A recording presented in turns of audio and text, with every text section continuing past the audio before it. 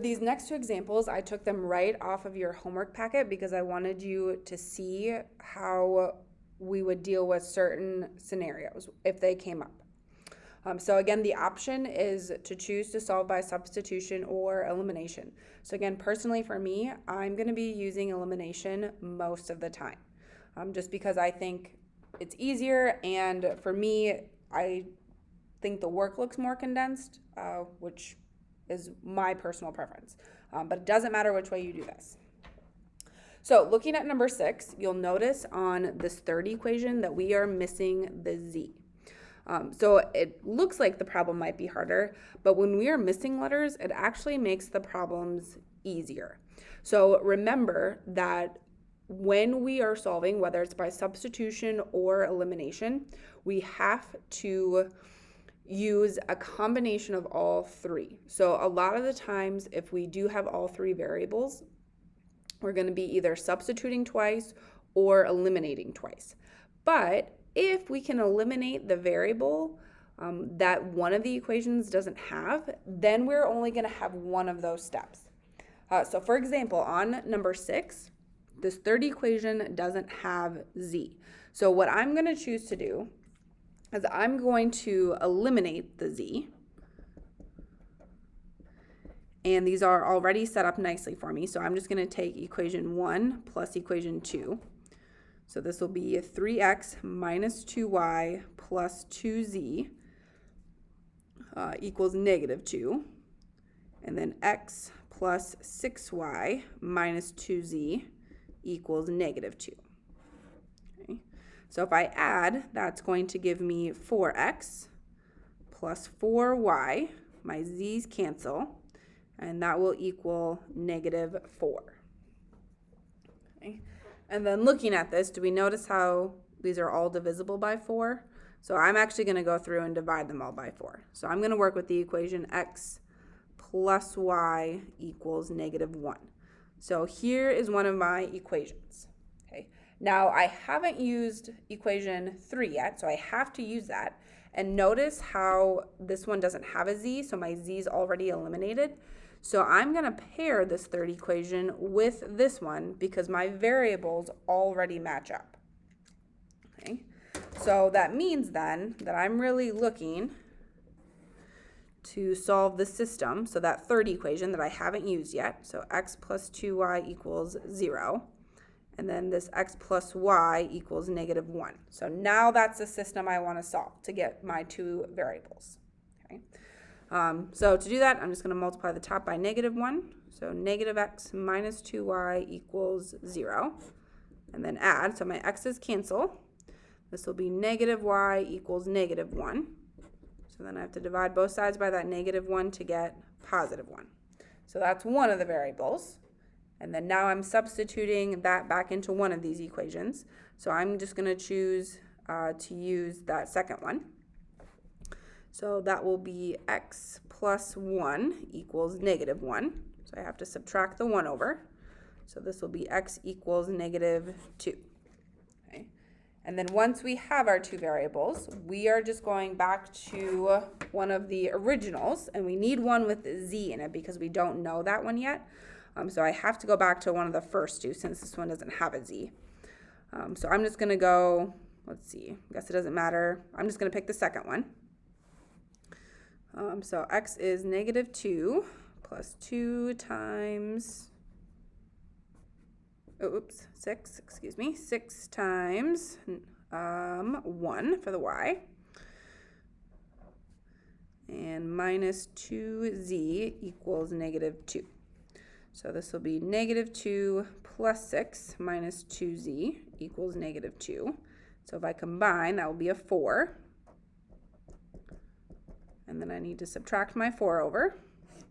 So negative 2z equals negative 6. And then divide both sides by negative 2, which will give me a positive 3. So that means that my ordered triple is going to be negative 2, 1, 3 for that answer. Okay. Now, as you are working in these kind of different scenarios where you do have variables missing in some of the equations, your work could look completely different than mine. So there's multiple ways that you could choose to work through it. So if you're getting the same final answer and your work doesn't match mine, don't think you're doing it wrong. Please ask about it. So that way we can make sure that we didn't accidentally stumble onto a way that works some of the time and not all of the time. But I can help you look through that. So if you're doing it in your own way, just make sure that it's mathematically correct. Okay, and if you're not sure, please ask. Okay. All right, so 11 is also directly off of your homework assignment. Now this one does have all three variables, but I wanted to go through it because it's the special case where we have infinitely many solutions for the answer, and I wanted you to know what to do in case this came up in your solving. So looking at this problem, I am going to choose to eliminate x. Okay. So I'm going to take equation 1 plus negative 1 times equation 2 to start with. So this will be 2x plus 2y plus 2z equals negative 2. And then negative 2x minus 3y minus 2z equals negative 4. So x's cancel, y is negative 1, so negative 1y, my z's cancel, and then I have negative 6.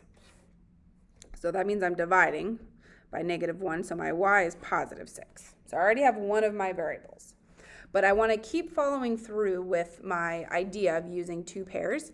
So I used equation 1 and 2, so now I have to use equation 3, and we have to get rid of x again. So this time, I am going to choose, let's do equation 1 plus negative 2 times equation 3. So that first equation stays the same, so I'm just rewriting it, and then I'm taking negative 2 times that third equation.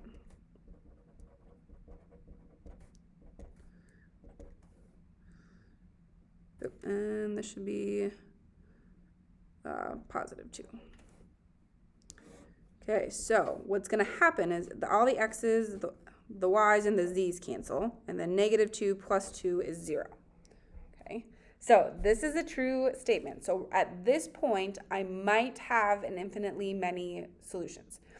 So in our previous example, so this one, we didn't discover that until this step. So if we make it to this step and discover that, then we're allowed to keep going.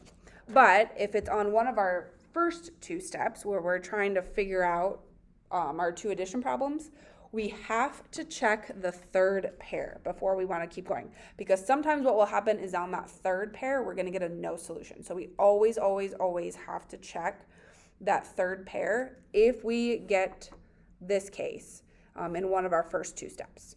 And even if we had done this part first, I have to check my other two pairs before I can keep going. Okay, so I used 1 and 2, I used 1 and 3, so now I have to use 2 and 3. And I have to eliminate that same variable again. So I still want to eliminate the x.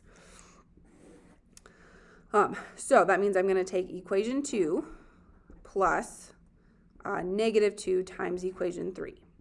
So 2x plus 3y plus 2z equals 4. And now we're taking negative 2 times all of that. So negative 2x minus 2y minus 2z equals 2. Okay, so x's cancel. That gives me y. Z's cancel, and I have it equal to 6. So this actually worked out well because these ended up being the same, and we didn't get the no solution. So that tells me that we have infinitely many solutions for the overall answer. Okay. Now, with that being said, we still need to figure out that point. So I have to figure out what goes in the x, the y, and the z spot. Okay. Well, y I know by chance, just based on the variable that I chose to eliminate. So in this case, my y is an actual number. It's 6, so I have to put the 6 here. Okay. But that means we have to figure out what our x and our z are. So what we're going to do is we are going to pick one of the equations, and we can plug the 6 back into it. and then we're just going to solve it for one of the variables. Or we could choose to eliminate a different variable and continue working that way. So what I'm going to do is I'm going to put the 6 back into this last equation for the y value. And it doesn't matter which one you pick. But that third equation is the easiest to work with. So I would have x plus 6 plus z equals -1. All right, so now I have to make the choice if I want to solve for the x or for the z. Doesn't matter. I'm just going to pick x. So if I'm getting x by itself, I'm going to subtract the 6 over, and at the same time, I'm going to subtract the z. So that's going to give me x equals -z minus 7. Okay. So now I've just figured out what has to go into my x position. Okay. So this is going to be -z minus 7, and then this needs to have a z in it. So z has to be equal to itself. Now, if we would have solved for z at this point instead, then we would have subtracted the x and subtracted the 6. So this would be z equals -x minus 7. So then in your coordinate, in the z position, we would have that -x minus 7. So y is still that 6. And then in my x position, because I have the x here, x has to be equal to itself. So this would be another answer. And just to kind of show you again that what you're picking doesn't matter. So let's say on this step, I didn't choose to use the third equation and I chose to use the middle one instead. Again, I would have to plug in my 6 for that y spot. So this would be 2x plus 3 times the 6 plus 2z equals 4. So this will be 2x plus 18 plus 2z equals 4. And again, we're deciding which variable we would solve for. So if I solve for the x, that means I'm subtracting 2z and I'm subtracting 18 over at the same time.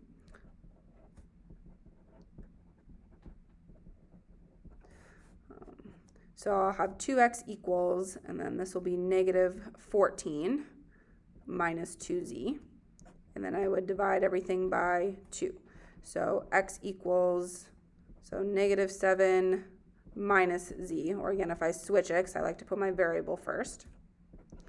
So in this case, we are getting the exact same answer that we did up here. So my x is still this -z minus 7. The y is a number, so I have to leave that there. And then since I have the variable z, that means z has to be equal to itself. Okay? And had I chosen to solve this equation for the z, then we would have ended up with this same answer.